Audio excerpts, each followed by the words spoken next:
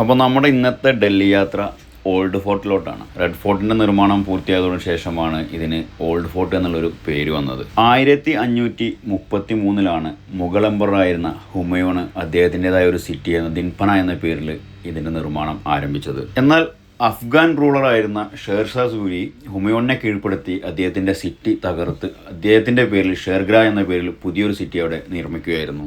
അതുകൊണ്ട് തന്നെ ഇതിലെ ഒരു മുഗൾ അഫ്ഗാൻ ആർക്കിടെക്ട് രീതി നമുക്ക് കാണാൻ വേണ്ടി സാധിക്കും. പേർഷ്യൻ ഇസ്ലാമിക് രീതിയിലുള്ള സങ്കീർണമായ കൊത്തുപണികളും ബാൽക്കണികളും വലിയ കവാടങ്ങളും ഇതിൻ്റെ മറ്റൊരു പ്രത്യേകതയാണ്.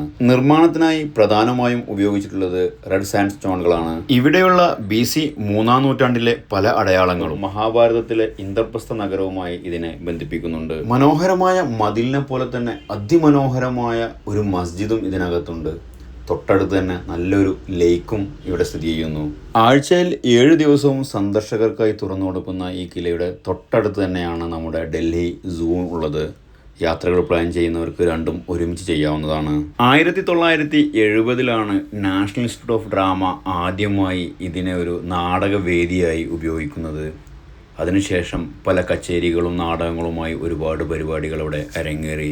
ഇപ്പോൾ എല്ലാ ദിവസവും സൂര്യാസ്തമയത്തിന് ശേഷം ഡൽഹിയിലെ 7 നഗരങ്ങളെക്കുറിച്ചുള്ള ശബ്ദ ദൃശ്യാവിഷ്കാരം ഇവിടെ നടക്കുന്നുണ്ട്. ഏഷ്യൻ പസഫിക് വാറിൻ്റെയും ഇന്ത്യൻ സ്വാതന്ത്ര്യ സമരത്തിൻ്റെയും ചരിത്രത്തിൽ പുരാണ കിലക്ക് പങ്കുണ്ട്. നമ്മുടെ ഡൽഹി യാത്ര തുടരുകയാണ്. അടുത്തൊരു വീഡിയോയിൽ കാണാം.